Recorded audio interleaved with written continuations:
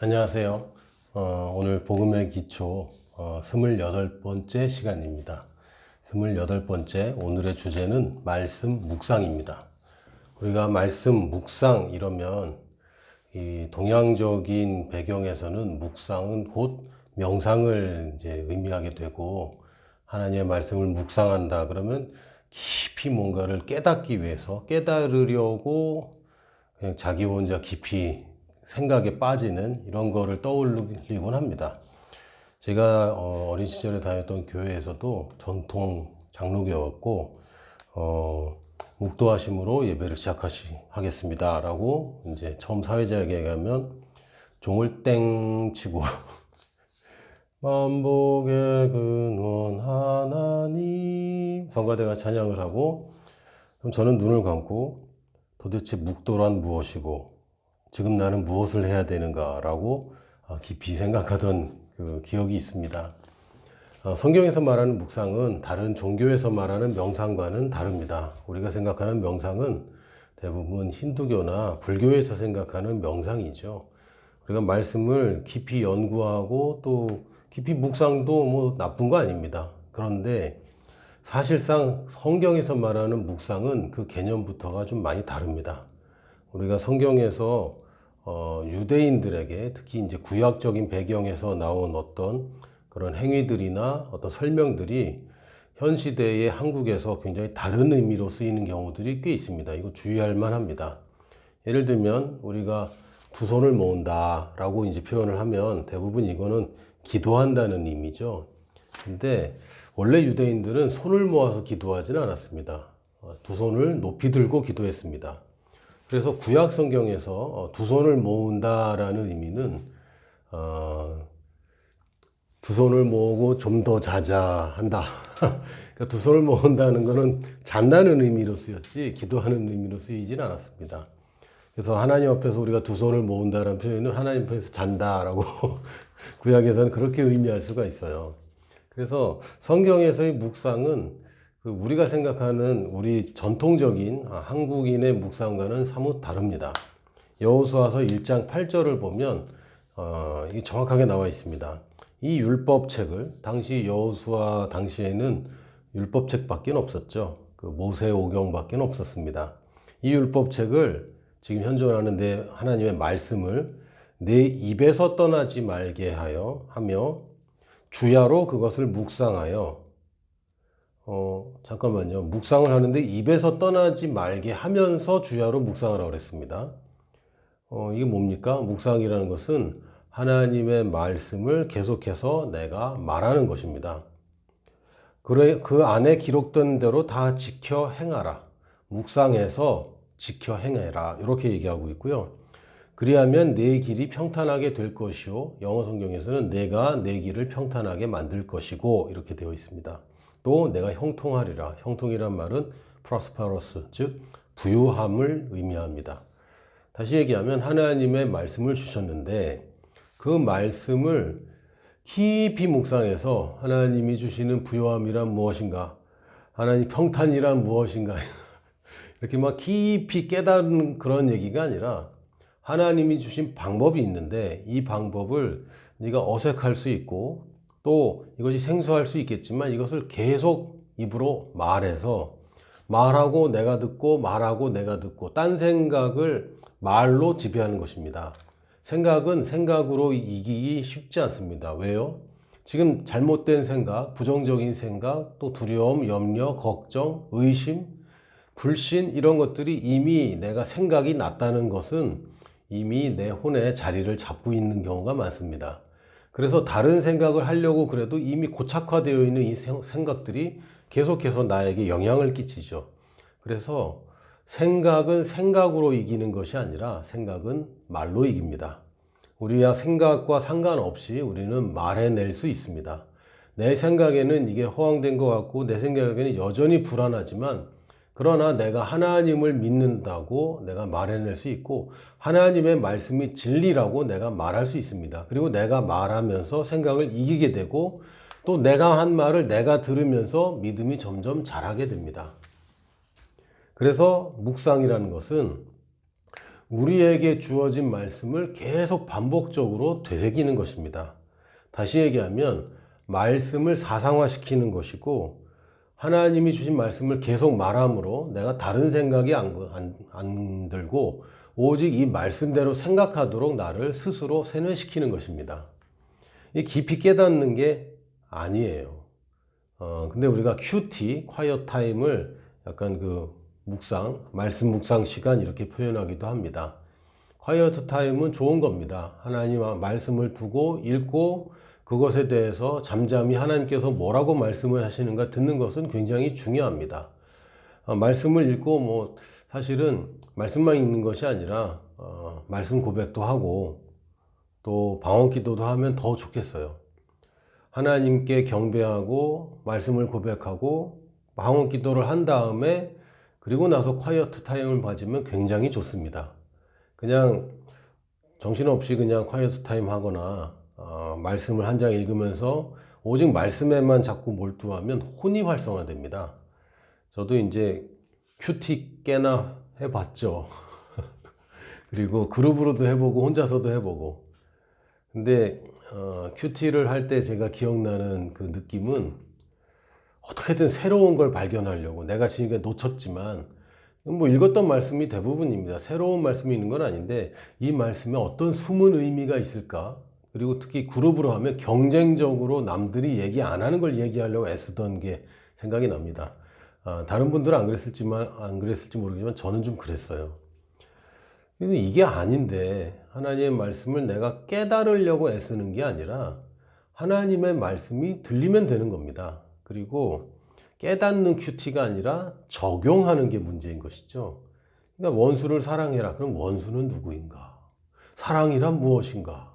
여기에 깨닫는 쪽으로 가는 게 아니라 원수 할 때 바로 생각나는 사람 있잖아요. 그 사람을 내가 사랑하기로 결정하는 겁니다. 그래서 아버지의 사랑이 내 안에 부은 바 되었고 하나님의 명령에는 그 자체의 능력이 있기 때문에 원수를 사랑하라고 했으면 나는 사랑할 수 있는 능력이 있다고 고백하고, 하나님의 말씀이 진리라고 얘기하고, 나는 하나님의 사랑의 아버지의 사랑의 아들이 되었다고, 나는 새로운 피조물이기 때문에 그 사람한테 상처받고 그 사람을 원망하던 그 사람이 이미 죽고 지금의 나는 그 사람 아니라고 고백하는 것입니다. 그래서 적용하는 거죠. 그래서 말씀 묵상은 말을 하는 것입니다. 입을 다물고 깊이 큐티하는 게 아니에요. 하나님의 말씀이 들리면 그걸 읽을 때마다 내가 그것을 고백으로 바꾸고, 그래서 내가 그것을 적용하는 대로 가는 겁니다. 여호수아 1장 8절 저희가 읽었지만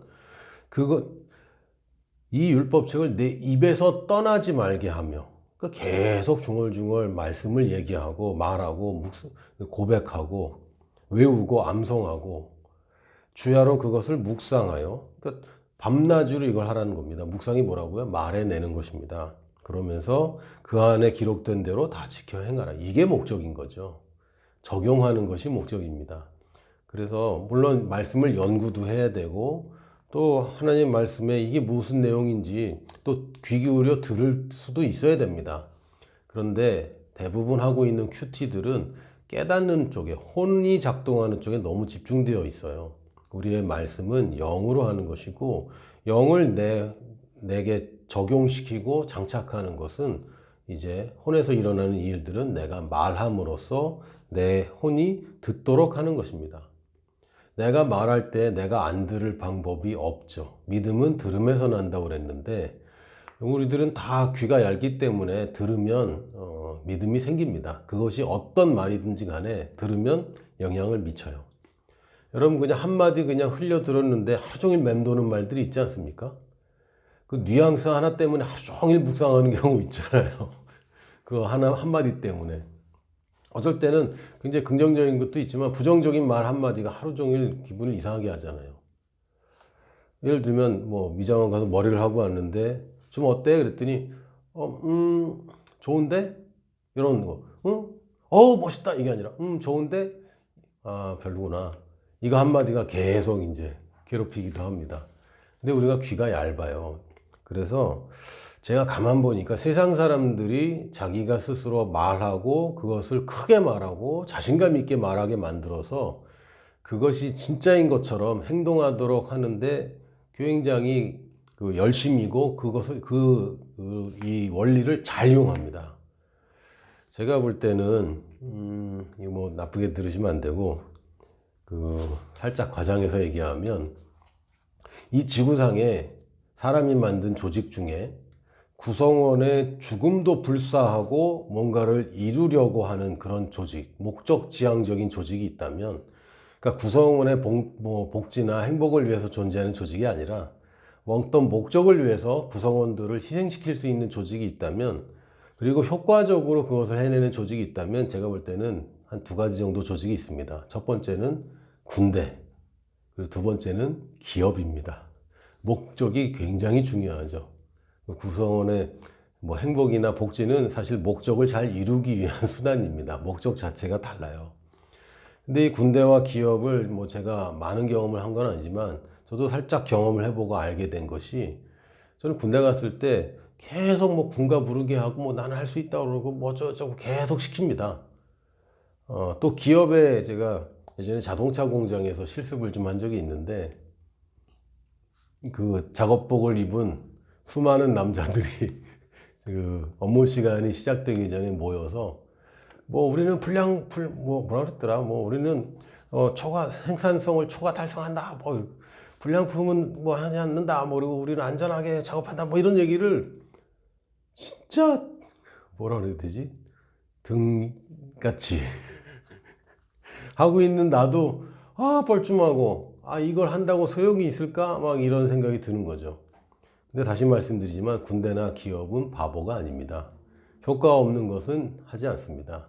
효과가 입증되었고 우리가 저거 이상하다라고 하더라도 이 조직들은 목적을 위해서 무슨 짓이든 할 수 있는 조직이기 때문에 사람들의 뻘쭘함이나 사람들의 이 당혹스러움과 상관없이 이걸 하도록 시킵니다. 물론 지금은 좀 다르게 하는 것 같지만 이런 구호를 외치게 하고 그것을 함께 외치게 하고 이런 것들이 효과가 있기 때문입니다. 근데 저도 실제로 실험을 해봤는데요. 내가 말하는 말이 내 생각과 감정과 상관없이 일단 내 혼에 작용을 하고 그것이 내 육체에도 작용을 합니다. 예전에 제가 달리기를 조깅을 할 때 탄천변에 제가 조깅을 좀 했거든요.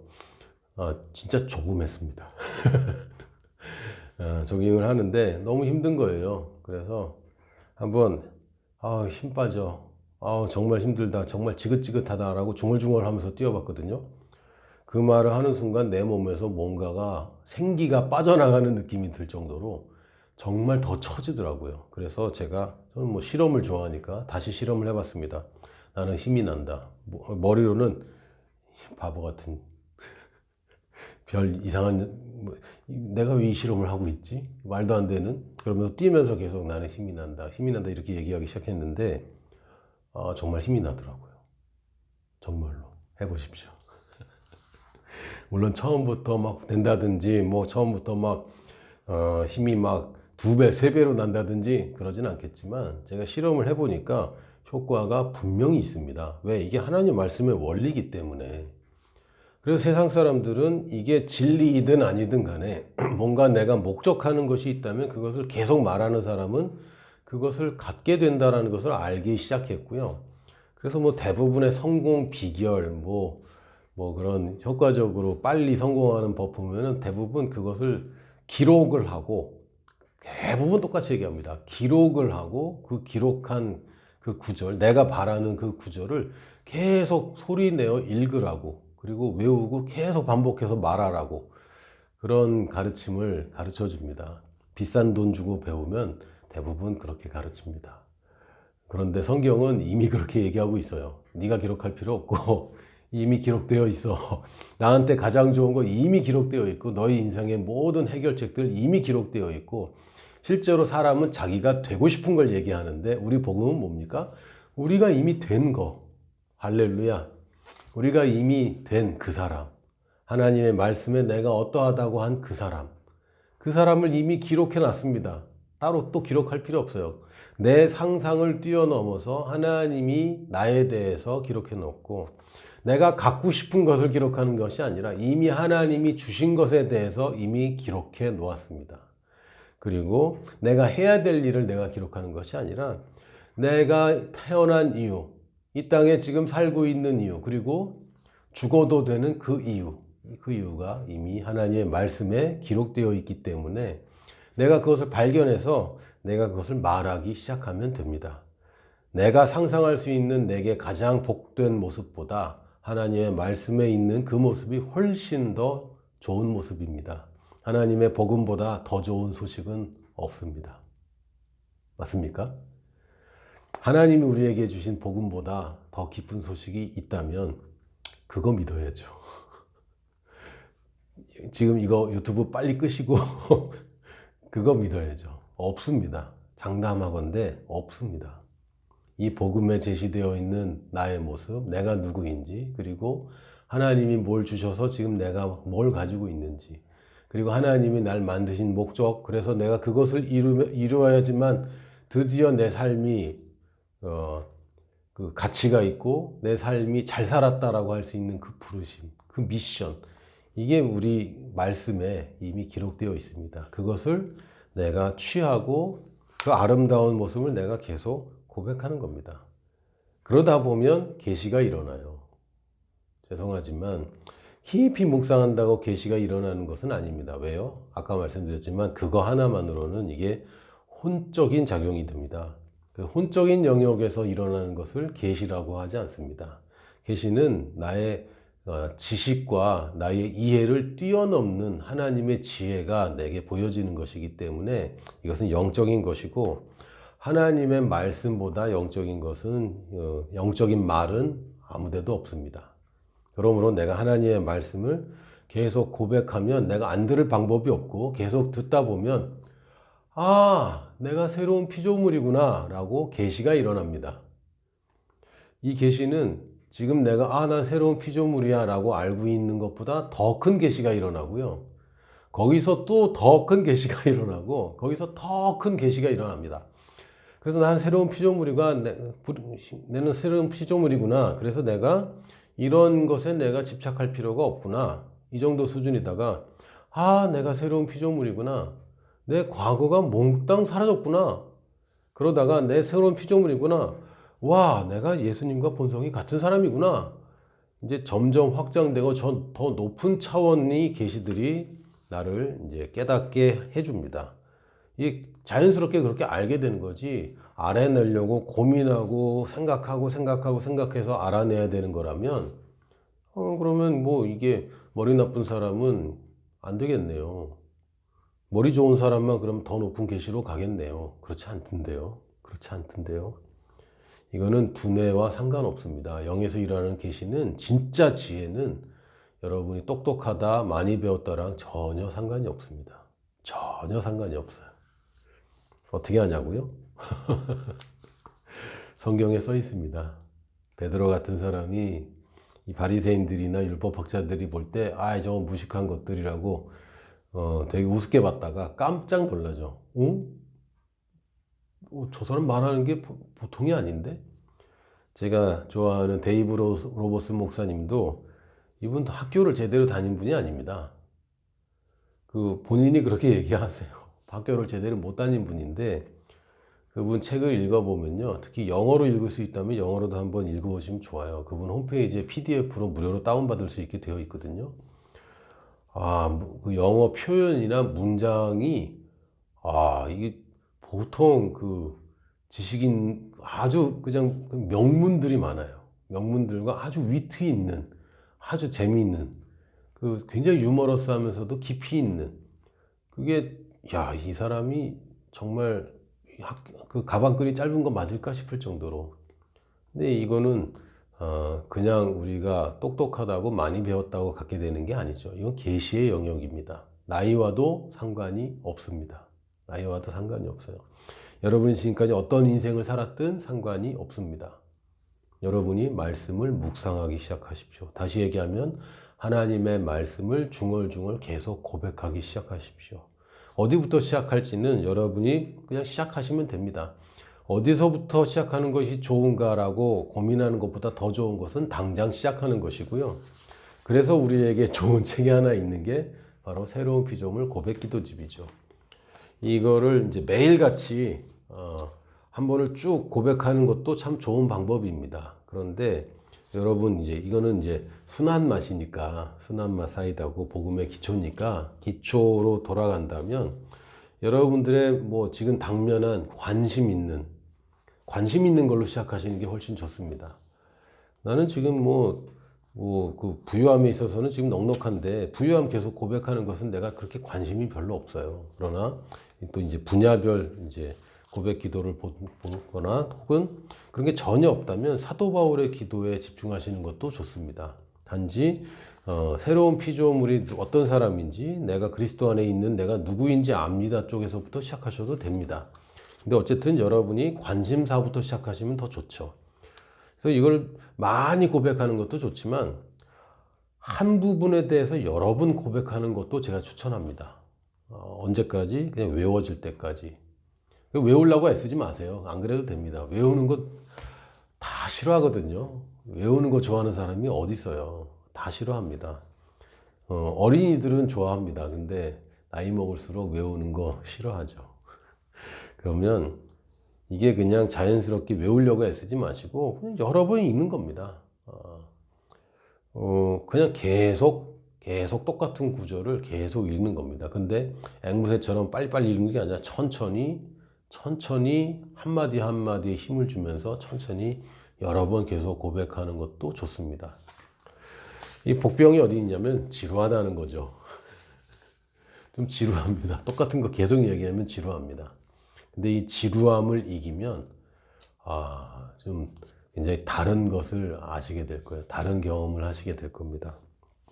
그래서 여러분이 이 여호수아서 1장 8절을 오늘 잘 읽으시는 것도 좋습니다. 묵상하라는 말씀을 묵상하는 거죠. 그래서 여기 보면은 아는 것보다 행하는 것이 더 중요하구나.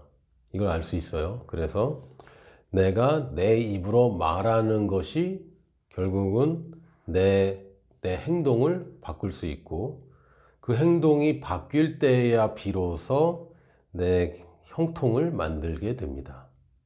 이게 이제 성경에 나와 있는 묵상의 원리입니다. 그래서 내가 말씀을 계속 고백했더니 그냥 신령한 방법으로, 영적인 방법으로 뭔가 형통하게 된다.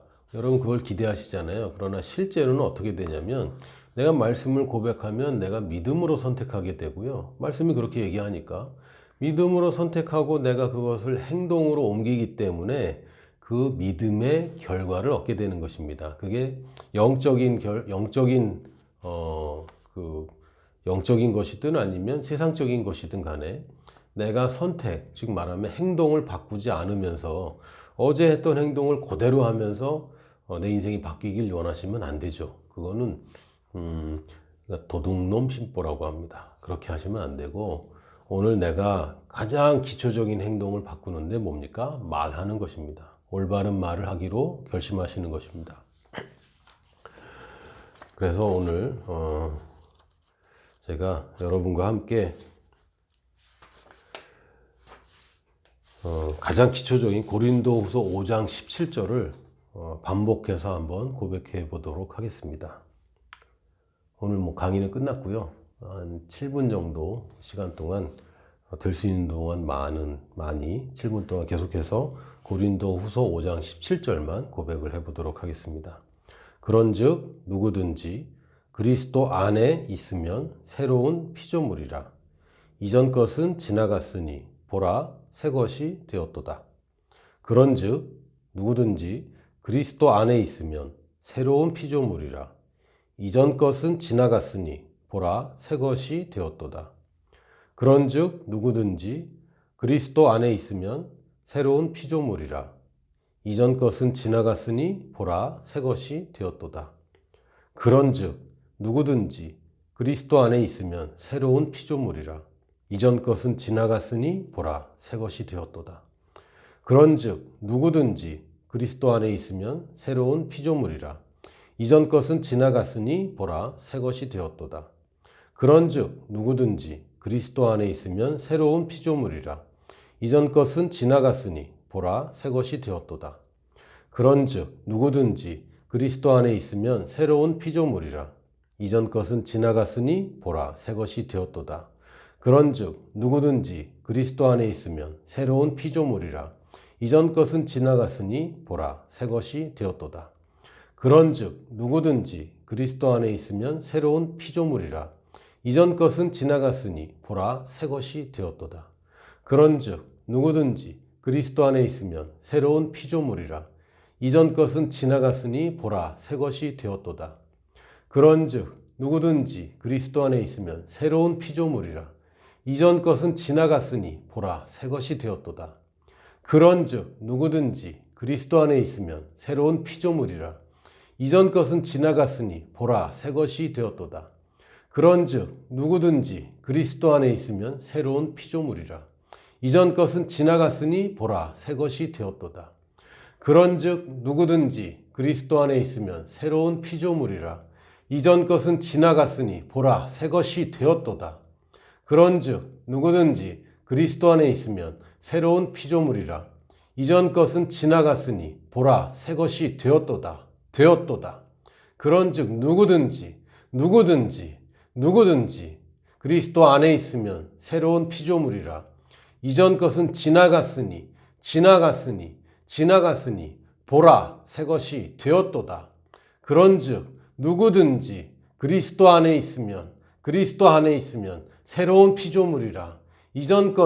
이전 것은 지나갔으니 보라 새 것이 되었도다. 그런즉 누구든지 그리스도 안에 있으면 새로운 피조물이라. 이전 것은 지나갔으니 보라 새 것이 되었도다. 그런즉 누구든지 그리스도 안에 있으면 새로운 피조물이라.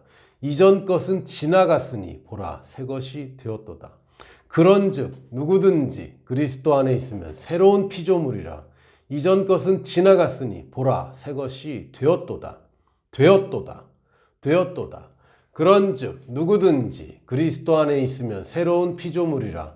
이전 것은 지나갔으니 보라 새 것이 되었도다. 그런즉 누구든지 그리스도 안에 있으면 새로운 피조물이라. 이전 것은 지나갔으니 보라 새 것이 되었도다. 그런즉 누구든지 그리스도 안에 있으면 새로운 피조물이라. 이전 것은 지나갔으니 보라 새 것이 되었도다. 그런즉 누구든지 그리스도 안에 있으면 새로운 피조물이라. 이전 것은 지나갔으니 보라 새 것이 되었도다. 그런즉 누구든지 그리스도 안에 있으면 새로운 피조물이라. 이전 것은 지나갔으니 보라 새 것이 되었도다. 그런즉 누구든지 그리스도 안에 있으면 새로운 피조물이라. 이전 것은 지나갔으니 보라 새 것이 되었도다. 그런즉 누구든지 그리스도 안에 있으면 새로운 피조물이라. 이전 것은 지나갔으니 보라 새 것이 되었도다. 그런즉 누구든지 그리스도 안에 있으면 새로운 피조물이라. 이전 것은 지나갔으니 보라 새 것이 되었도다. 그런즉 누구든지 그리스도 안에 있으면 새로운 피조물이라. 이전 것은 지나갔으니 보라 새 것이 되었도다. 그런즉 누구든지 그리스도 안에 있으면 새로운 피조물이라. 이전 것은 지나갔으니 보라 새 것이 되었도다. 그런즉 누구든지 그리스도 안에 있으면 새로운 피조물이라. 이전 것은 지나갔으니 보라 새 것이 되었도다. 그런즉 누구든지 그리스도 안에 있으면 새로운 피조물이라. 이전 것은 지나갔으니 보라 새 것이 되었도다. 그런즉 누구든지 그리스도 안에 있으면 새로운 피조물이라. 이전 것은 지나갔으니 보라 새 것이 되었도다.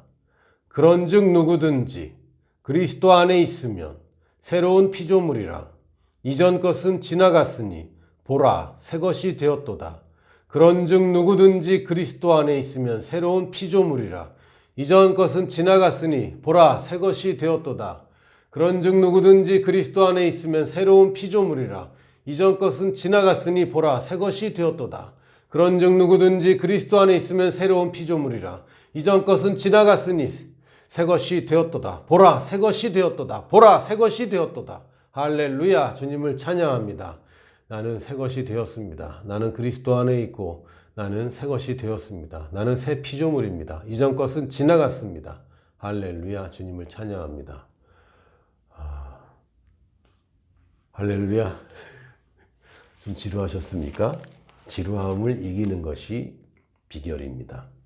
저는 지금 찬양 이제 고백하면서 일단은 앞에 조명들이 좀 신경 쓰이기도 하고, 야, 이거 시간 오버하면 안 되는데 약간 신경 쓰이기도 하는데, 여러분도 그냥 조용히 하셔도 되고, 시끄럽게 하셔도 되고, 편안하게, 지루하게 느껴지지만 반복해서 하나님의 말씀을 묵상하는 것을 한번 시도해 보시기 바랍니다. 승리하십시오. 다음 시간에 또 뵙겠습니다.